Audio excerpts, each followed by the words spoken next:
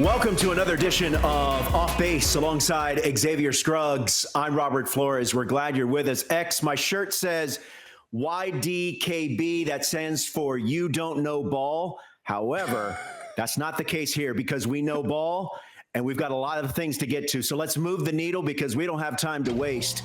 And the Baltimore Orioles not wasting any time, X, by agreeing to an extension with their young slugger, Samuel Basallo. 8 years, $67 million. Now, if there are certain escalators that are reached, certain incentives, that deal could grow in excess of $85 million. He's just 21 years old. The bat plays. He can catch. He could also play first base. There are some things in play regarding what does this mean for Adley Rutschman. But when you heard the news, Xavier Scruggs, what did you think? I said, Ro Flo, it's about damn time that the Orioles committed to somebody, right? Like, I'm just thinking, an amazing player in his own right. He's shown us some great things, but for the Orioles fans, I love this. It shows that you're committed to one of the young players. We haven't seen them commit, and obviously I know this is on both sides of the coin, right? Because the player has to do it too, but no Gunnar Henderson, no Jackson Holliday, no Adley Rutschman even before this. So I'm just like, thank God for the fans of the Orioles to realize now we have some money being committed to the young players, and hopefully we can continue to build this young core.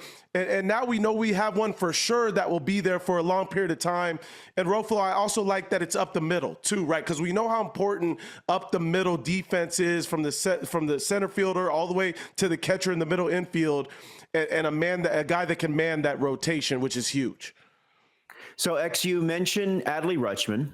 He is the incumbent catcher, currently on the injured list, battling an oblique injury. He is a free agent after the 2027 season. You just signed Samuel Basallo to an extension. Your thoughts there on what this potentially could mean for Adley Rutschman? Man, you acting like you don't know what my thoughts are. My thoughts are that Adley is going we to did have a show meeting about it. He is going to have to show something, or else it's that next man up mentality. And I hate it because as a former player, I know what Adley's capable of doing. And I've been in situations to where there's been injuries that have affected the way that I've played. And we've seen that with Adley. But I think the writing was on the wall when they also drafted two of the top catchers in the MLB draft in this past draft in 2025. So I think it tells you all you need to know without actually saying the words. Adley, his time may be running out as an Oriole, and that doesn't mean he won't ball out somewhere else. But I think we can tell that the Orioles are going in a different direction right now. What do you think? Well, I think yes, I think you can see, as to your point, the writing on the wall. But I would prefer to look at it as, I think it gives the Orioles options, right? Mm-hmm. If the relationship with Adley Rutschman runs its course after 2027, or maybe before then, fine, so be it. Maybe Samuel Basallo, he's still a work in progress behind the plate. Maybe you move him to first base. You mentioned the first round draft picks, both catchers in this past draft. But also, I think what to your point, it shows that to this Orioles fan base, look, we underachieved this year, but we're still committed to this group. We put our money where our mouth is with Basallo. The Trevor Rogers deal now looking better. He's turned into an ace. Right. Grayson Rodriguez, he comes back. They need to spend money in the pitching market next offseason, X. They do. And it's a team that's still very talented and can win right now. That's been the disappointing thing about this season.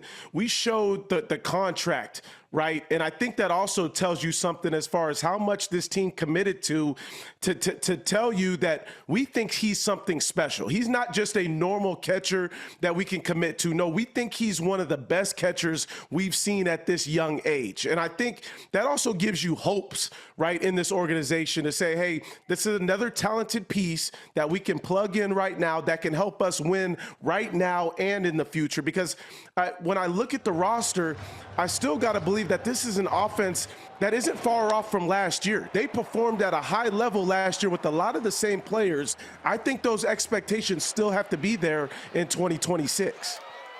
Yeah. You know, there's so much shoulda, woulda, coulda in sports, and it's one of the reasons we love it and sometimes hate it. How about this tweet from Kyla McDaniel, who covers baseball for ESPN? He tweeted out that the Yankees had a deal with Samuel Basallo as an amateur before he was eligible to sign, but then the Yankees signed Garrett Cole as a free agent, and that cost them in the international pool money for the 2021 class, and Basallo ultimately signed with the Orioles. How about that? Well, you're hoping that if you're an Orioles fan, that this ends up, getting back at the Yankees, right? You're hoping that he ends up beating up the Yankees for some time to come, and they regret that opportunity that they missed out on. Yeah. So some good news for Samuel Basallo and the Baltimore Orioles. He's a talented young player. So too was Jason Marquis. He's going to talk about his big league career, but first, he's going to talk about his exploits at Williamsport at the Little League World Series. Just like diehard fans of Major League Baseball, Chevy trucks show up no matter what. Because the Chevy lineup of trucks has always stepped up to the plate and helped hardworking people get things done. Visit Chevy.com/trucks to find the truck that can take you from the ballpark to the worksite and back again. And we're pleased to be joined by former big leaguer Jason Marquis, and he is the perfect guest on this day, on this episode, because we're about to enjoy the championship of the Little League World Series. And Jason was a part of a team back in 1991 that made it all the way to the U.S. championship, ultimately losing before reaching that championship game. Jason, thank you very much for joining us. When you think about that time, now 34 plus years later, what comes to mind?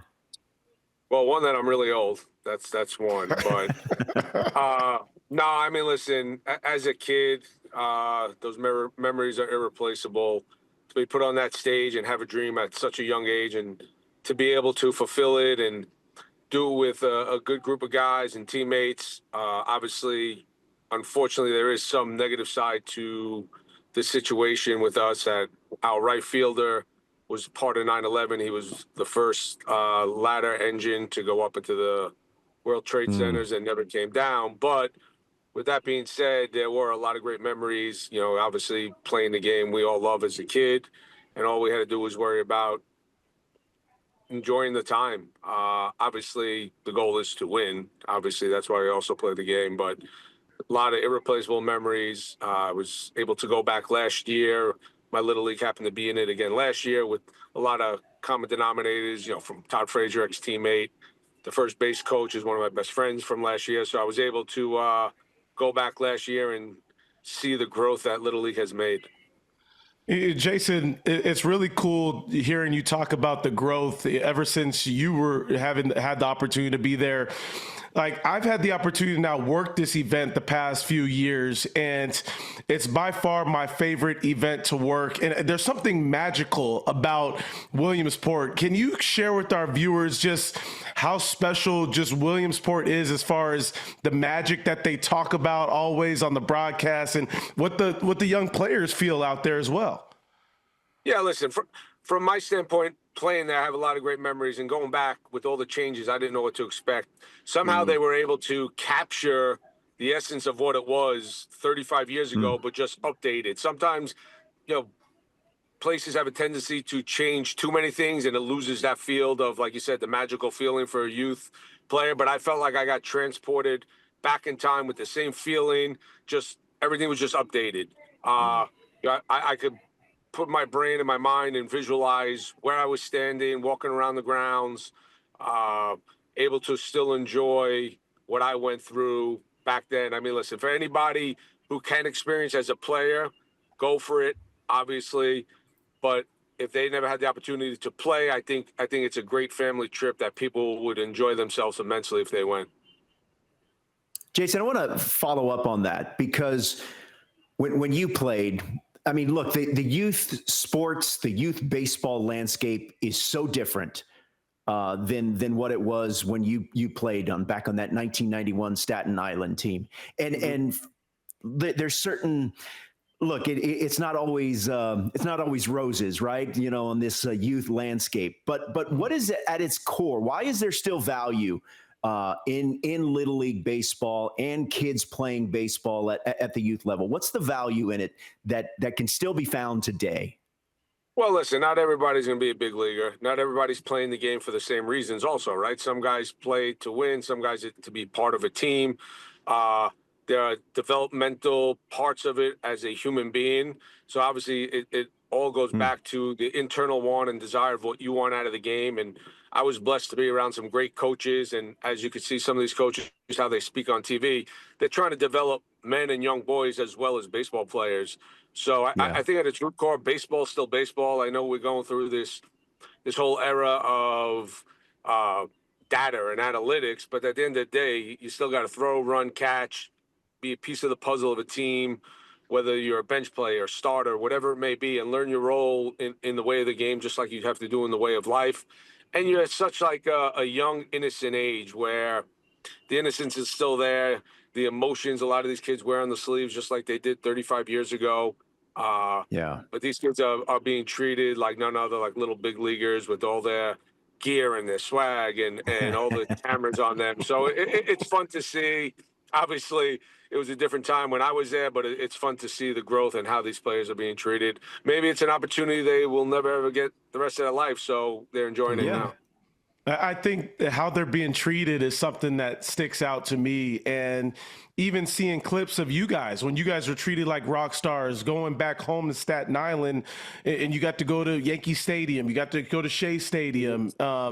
You growing up as a Don Mattingly fan, I want to know, what was it like being able to stand out there at that first time on the field, same field as Donnie Baseball? Because I know what it meant to me the first time I met like my hero and Tony Gwynn. And I wanted to know, for you coming back as a star, what did that mean at such a young age? Yeah, I mean, obviously Donnie Baseball was the guy in New York. If you were a Yankee fan, obviously if you're a Met fan, it was Keith Hernandez or Dwight Gooden. So bringing us on the field, going to the mayor's office and Borough Hall in Staten Island, and being recognized for our accomplishments as youths were phenomenal. And there was one story I remember. You're a kid and you're in the dugout and you're in awe of all the baseball players, and now you're up close and personal with them. And I could see it on the flip side, obviously being what I did for a living and seeing the smiles and the expressions of young kids' faces when they were able to meet, Major League Baseball players. Also, Don Mattingly was in the dugout. Everybody was doing their warm-ups, pregame stuff, and Don headed down into the tunnel, walking away and doing his thing. And I remember following him down, and we were walking through, as a team, through the underneath the stadium, and went over to him and offered him a pin. The pin collection's a big thing at the Little League World Series. Yeah. And in return, Donnie gave me his batting gloves. I mean, he probably doesn't remember it. Obviously, we've had some conversations over the past, 15, 20 years of my career when I happened to run across him as a coach and manager for the Dodgers, and went over those stories and one time in AAA. So it was memories that you'll have for a lifetime and will never leave you. All right, we've got much more with Jason Marquis. We've talked about his Little League career. When we come back, we're going to talk about his big league career. Off Base continues. Stay with us. Chatting with former big leaguer Jason Marquis. Spent 15 seasons in the show. He was a first-round draft pick of the Atlanta Braves back in 1996. Now, Jason, let me ask you, when you find out that you're going to be a first-round draft pick, and then you go to an organization known for its pitching stars, what did you think when you first got drafted? Yeah, I mean, listen, it could go both ways. You don't know how the whole structure of an organization works and the levels of play and how you climb the ladder. But, so you go through your head, man, I'm in an organization with a lot of great pitchers.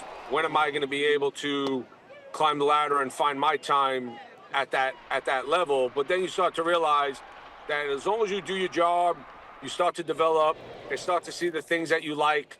You have a chance to be around some of the greatest minds in the game that obviously helped me shape me to the type of pitcher and stuff they taught me that lasted with me my whole career. And, I ran across some other great pitchers, but to be in that organization around the Maddox, Glavine, Smoltz, the three Hall of Famers, really allowed me to grow as a pitcher in ways that I didn't understand until that point.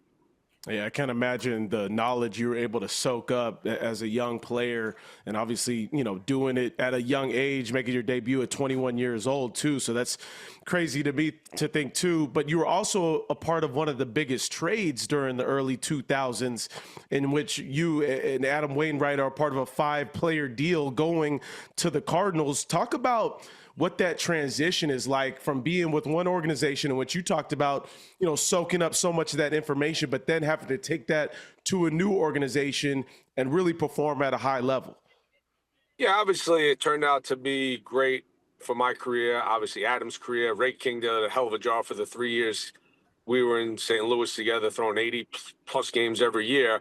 But for me personally, it allowed me to really grow as an individual, be around guys in similar stages of the career with Suppan and Carpenter, Matty Moe, and really change the path and the direction of my career. Finding out I became a sinker ball pitcher when I was over there. I was more of a 4-seam slider, and I became more of a sinker slider split guy in St. Louis, and allowed me, like I said, to establish myself as a big league starter. Switching teams for the first time, you get conflicted emotions where they didn't want me. Did they not like me? What was going on? As opposed to you start to embrace the new challenge of going to a new team, and then eventually being on 8 or 9 teams in the big leagues, it just becomes old hat, and you realize, listen, it's another uniform with some great teammates with the same goal of trying to win a championship. Yeah, I love that. And obviously that's something that it really sticks out when you think about your career. And I think about something else that sticks out is what you were able to do with the stick, winning the Silver Slugger Award in 2005. And then, you being able to go deep 5 times in your career. Talk to us just about maybe the pride that you took on the offensive side and where that came from. Well, obviously young, being a pitcher and a shortstop from my little league team up through high school, and then obviously eventually not being a shortstop anymore at the pro level, you always think you could hit, you could do things, get things done. And I always said to myself, you know what? If I'm in the lineup, I'm just another one of the guys, and it can help me win a ball game. I committed a lot of time to spending time in the cage around some great hitters, some great hitting coaches who took their time to talk and help me learn how to be a better hitter at that level, because it's a different type of game from high school hitting to the pro hitting, obviously, as we all know. So it allowed me to add wins not only to my personal stats, but to a team stat. And like I said, the goal is to win. I know sometimes it gets devalued, but my goal was to win every time I stepped on the field. And if that meant taking the extra base, moving a runner over, hitting the ball in the gap, and obviously going 7 innings and giving up as little runs as possible, whatever it took to win, I was down for it. Jason, you pitched in big games as a kid, as a big leaguer, but also on the international stage. You played you pitched in the WBC for Team Israel. What was that experience like for you?